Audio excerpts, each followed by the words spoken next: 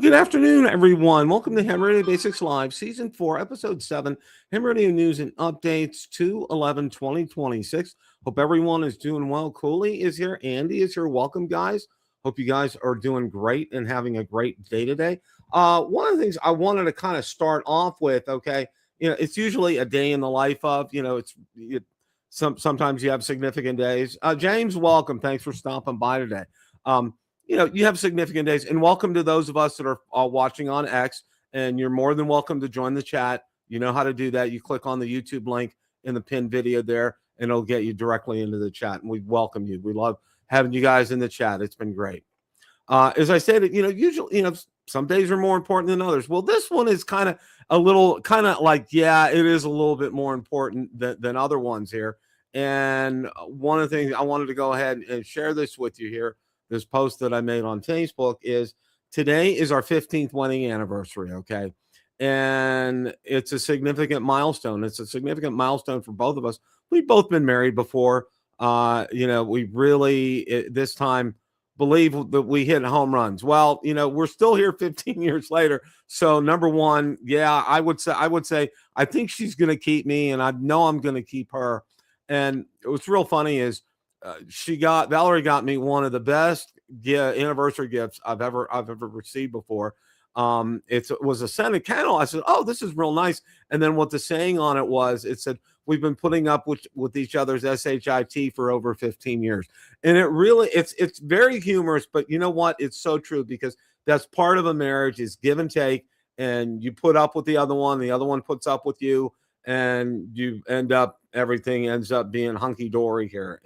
And usually, as long as I see things her way, everything goes smoothly in the house. So, but no, I can't tell you what an incredible blessing she is to me. It's just, my life has changed forever the day that I met her, and it just really was it's just been absolutely incredible. Her family is my family, and her daughter is my daughter as well, and it's just, and her kids are my kid, or my kids are her kids as well.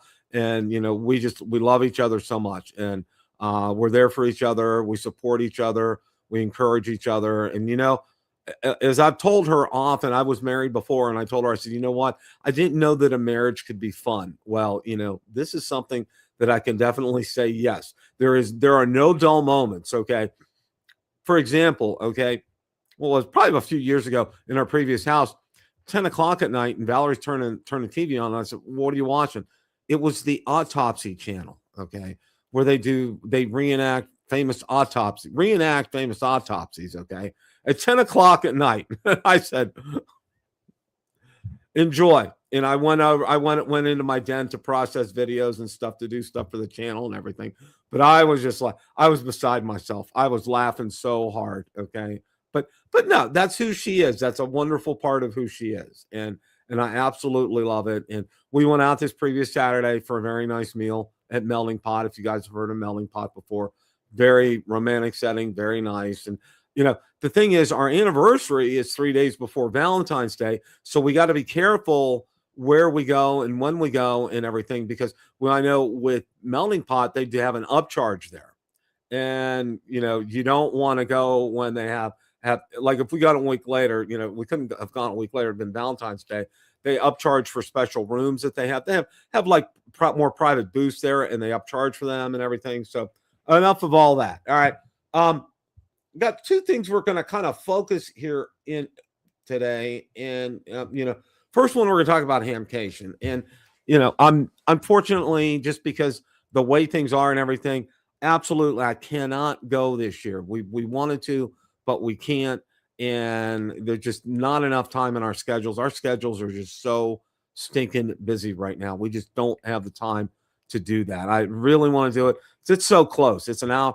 Everybody says it's Orlando's only 60 miles away. Well, no, on the crow flies, yet maybe, but realistically speaking, it's about an hour and 45 minutes to get there. And more often than not, it's because of Disney. All right. Yeah. So, but we're going to spend some time going over that, and I'll give you guys some tips and everything, especially those of you that haven't been as well. And James, congratulations for that. That's awesome. I'm glad you were able to do that on the 5R Mini. Fantastic. And that is a great radio. That's absolutely, it's one of the best I think Baofeng's ever put out. Absolutely fantastic. Thank you, James. I appreciate that. Okay. I'm going to go over and spend some time go over this, and then there's another subject that I want to cover as well as we kind of wrap things up here. As you know, Hamcation, and it's going to be this Friday, Saturday, and Sunday. I think it's called the Central Florida Fairgrounds and Expo Park, and it's in the we'll say it's in the less desirable section of Orlando. Okay, there are not a wonderful sections in Orlando. That is not a wonderful section of Orlando. I'm just going to put it to you like that. Okay. The splash page here, and what they do is they also had a event info, and you can look at like they had different hotels that you can go to and list different ones. Here's a map right here, which I think is fantastic, and it's not gonna blow up for me here. I wish it would, but let's see, maybe if I can switch screens here and do that. I'm going to switch screens, see if I can get this up here.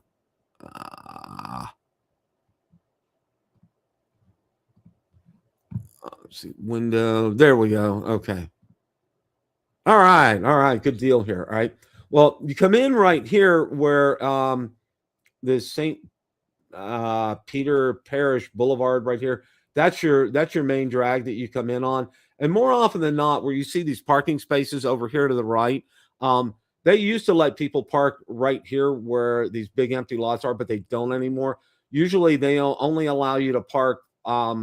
It's kind of like up to about here. So there's not really a lot of parking over to the right when you come in there. So pretty much expect that, like when you get there, for those of you that are going, you're going to park over to the left, and they direct you over here to this area.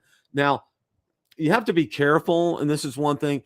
It's full of ruts. It's very easy it would be real easy to trip and fall over there, or maybe possibly break your ankle or leg or something like that. So be extremely careful. And also when you drive very slowly through this area because of that. Now, what they do is they have what looked like a framework in these, for lack of a better term, these tents or these awnings.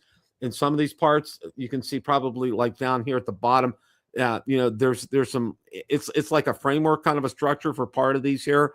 But these are the places that you park in, and this goes all the way up against the main drag, the boulevard up here, and it's not a bad walk. I mean, it really isn't a bad walk. You just got to be really careful that you don't hit any of these potholes when you're walking, because they're everywhere right there. So you just got to be really super, super careful. Now, where if you did not purchase tickets in advance, you would go to where number 5 is right here. That's the main ticket booth. If you did purchase tickets in advance, you walk all the way down here, okay, down to where it has handicap parking down here, and I think it's the east. What's it called?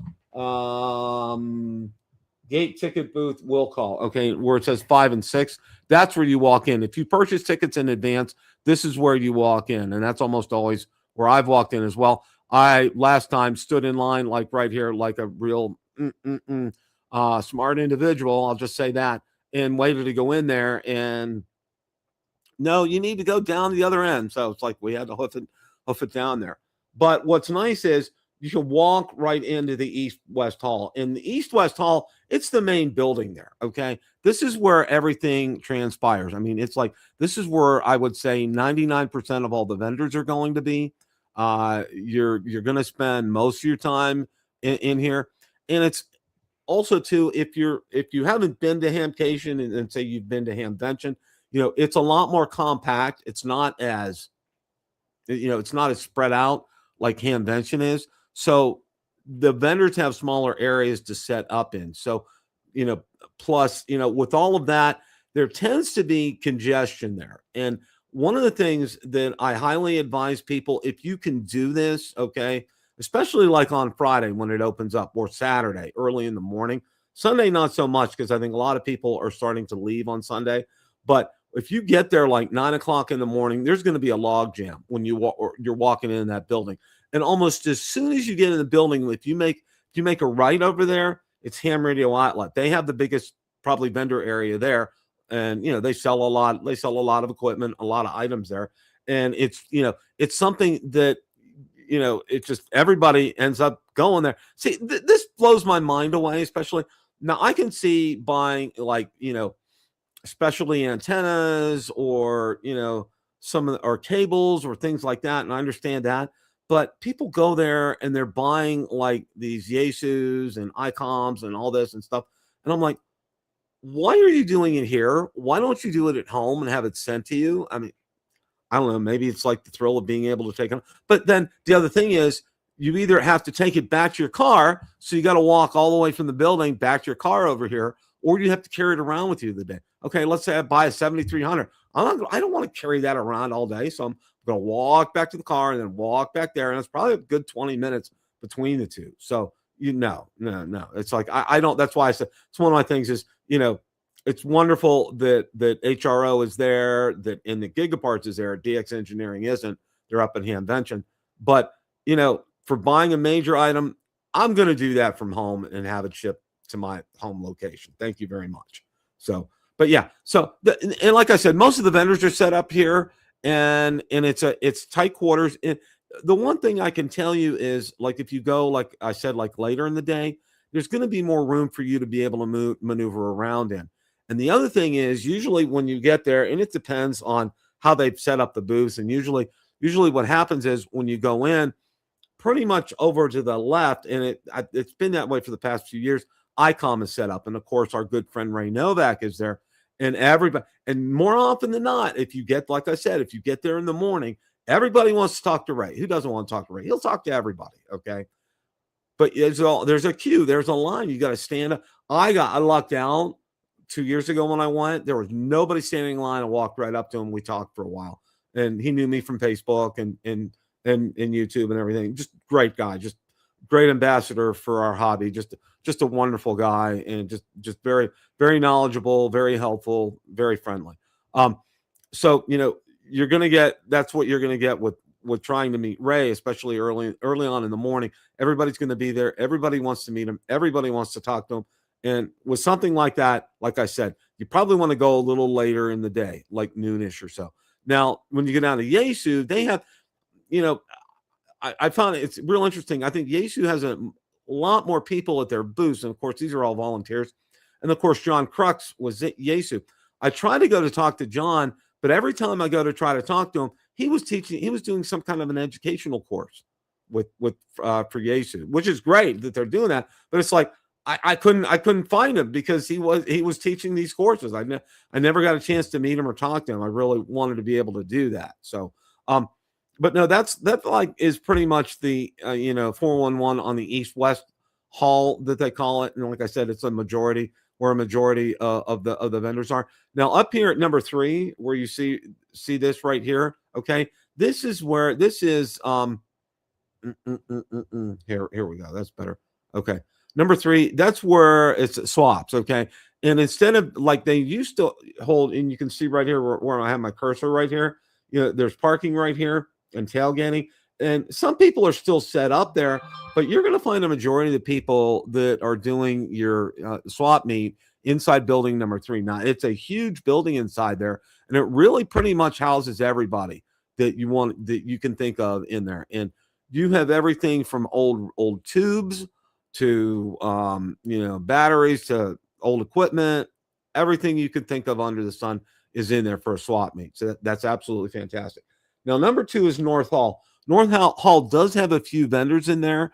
They also have a place where you can purchase extra raffle tickets. So hint, if you want to buy some extra raffle tickets to win some prizes, you can do it.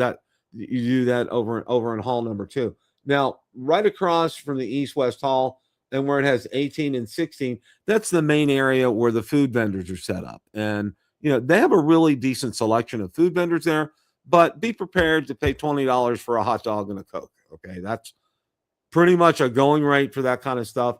That's just the way it is. That's just one of the things that you're going to have to live with when you go to this. But that's what, that's what you kind of get there with that. Now, a lot of people do take their RVs there. I don't know. I know Jason went from Ham Radio. You know what I mean. Jason has when he went last time, he brought his RV and he parked there, and apparently rates are pretty reasonable. Apparently, a lot of people do that. So that's a nice setup area. They have full hookups there and everything. So if that was something in a future hamcation you're looking forward to, that'd be something that you'd want to inquire into doing. But yeah, that's pretty much it. These are pavilion forms, and over here where the pavilion forms are, that's usually where they have like the educational courses right up here, number 4. So, and again, all this is on the map that's on the website. And one of the things I would do if you're unfamiliar with there, it's so compact, and it really is not spread out like Hamvention is. So it's very easy to find things. Like I said, 99% of your vendors are in the East-West Hall, and that's where you're going to find them there. And one of the things I found out, especially from some of the smaller vendors, they will talk to you like ad nauseum, and and they will talk to you until you probably run out of battery with your phone or with your microphone or anything. They're very friendly. They're very nice. In fact, I met the people from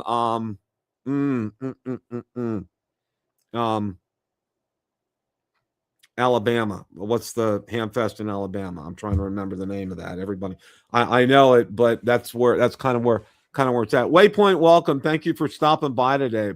Appreciate that, my friend. Good to see you. Huntsville. I'm sorry.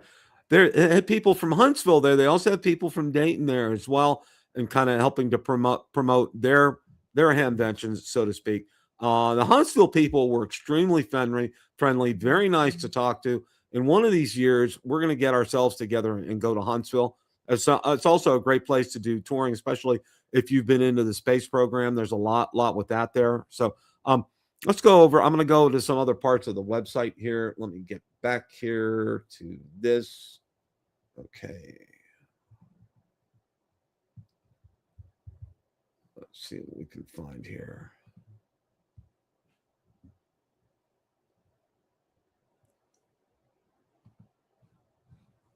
Okay. Now, you can also go out to the website and you can actually see who's going to be attending there. And, list, of course, always subject to change. You can tell, there's a lot of people that are going to be there. Let's see.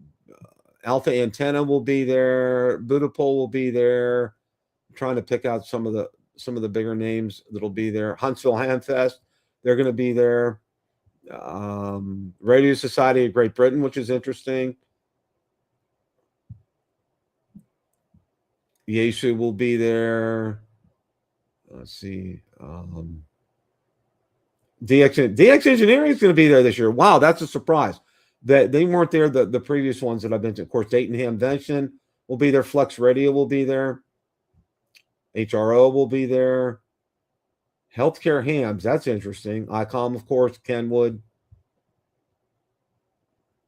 Melbourne Hamfest, that's interesting. Quicksilver Radio, that's a great place to pick up a lot of odds and ends. Absolutely, I've done a lot of business with them.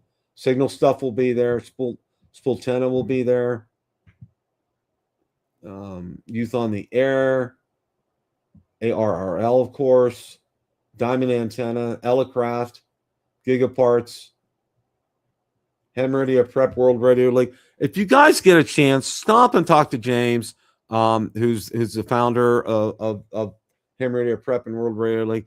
He's just such an incredible individual. I've had him on a couple of times. I've had Jim on, who they call Professor Jim. He's fantastic as well too. That's an organization I can't say enough nice things about. They really are just so pro ham radio and have really helped get a lot of people get them their licenses and get them passed. So if you get a chance, just stop by and say hi to them. They're fantastic people. Radio Club of America, Elmer Brand, TN07 Engineering. They make great antennas, by the way. And they make great concealed antennas. Wolf River Coils is there. So, and you can take a look. You know, there's some other things out there as far as what the prices are. You know, that normally that's kind of subject to change. So for something like that, that's one of the things that I'm going to kind of point you in that direction here. Okay, let's see here. Okay, one of the other things. Now I'm going to kind of switch gears here a little bit, and I don't know if you've heard a lot about this or not, but the future of ham clock is up in the air. Now, you guys know what ham clock is, and I'll go ahead. Let me go ahead and bring that up first. So I should have done that first. So my bad on that.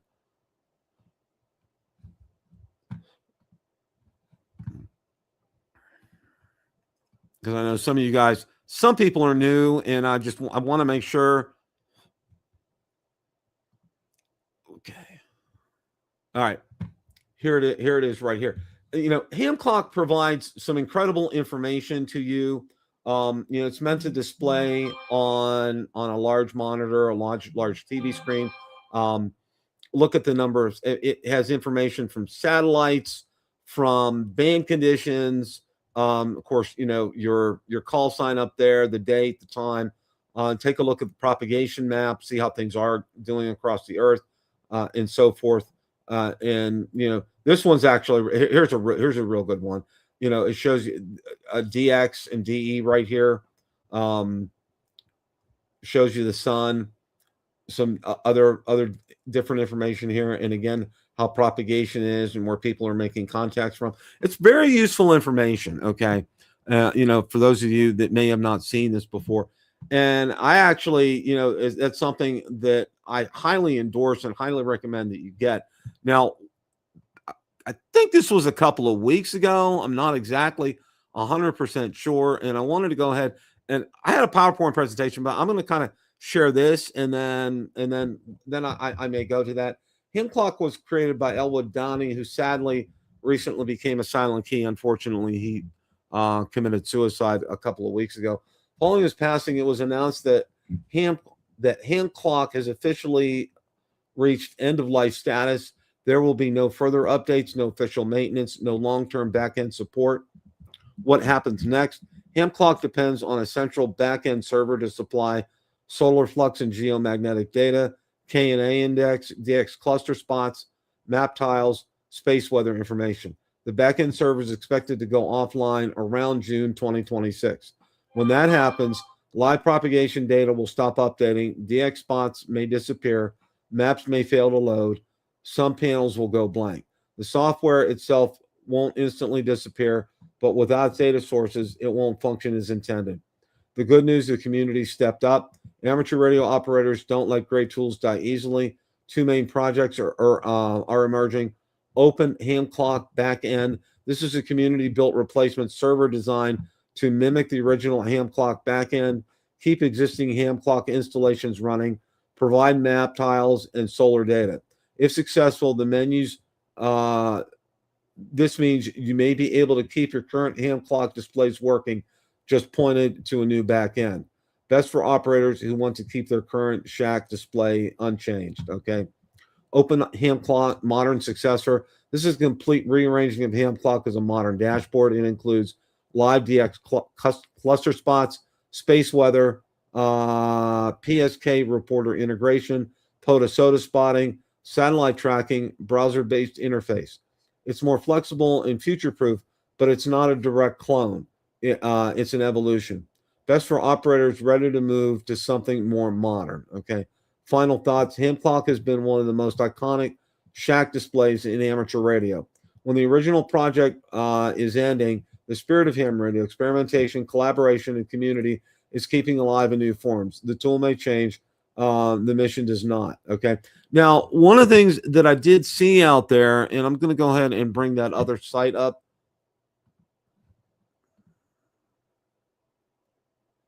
Yeah, I have too, James. Absolutely, absolutely. It is. I mean, it really is. And I'm gonna bring this back up here. And this is a page I would if you're interested in ham clock. This is the group I would recommend joining. And as I'm talking about it, and I don't have it displayed, so let me go ahead and do that for you guys. All right, it's called Ham Clock Heaven, and Ham Clock is one word. Heaven. It's a Facebook group. They have 8,700 members, and they're great. They answer questions. There's no, they don't treat newbies differently than people who've been on this site for a long time. That they do a great job with that. You can tell that's an incredible wealth of information for you on that. I've joined a couple other ones, but this one seems to be very responsive to things, and I really like that. And some guys have tinkered around with some of the settings and made them look a little different there. So you're welcome to do that. But yeah, you want to probably book Hammark Heaven. I think that's a great that is probably one of the best groups out there on this. And again, it's really kind of sad what happened. I don't know his circumstances, but unfortunately, he took his own life, and that's all.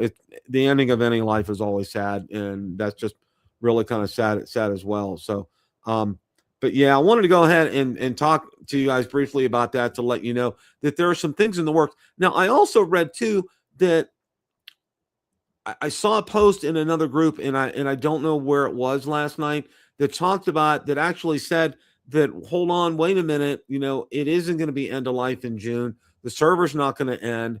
Everything's still going to be fine. So there's a lot of conflicting information this time. I saw that after I put all this together. So, but I wanted to make you aware that people said that it still might be out there. So, bookmark this page on Facebook if you're interested in it. It really contains a great wealth of information, especially it's something as a ham. I think if you do DX at all, this is something that you want to get, because it shows propagation, the sunspots, KPA index. I mean, just everything that you could want to know about, being able to get on the air at a particular time, what the band conditions are, just everything. It's just absolutely fantastic. So that's something I would highly recommend for you guys. So I want to thank everybody for stopping by today. It's always a great day, and it's always great to see all you guys in the chat. Andy, Cooley, James is here. And Waypoint New England. Thank you all for stopping by so much. I really appreciate that a lot. And Andy, thank you guys. And as always, guys, it's a great day to make a QSO. 7-3s, everybody. Have a great rest of your evening.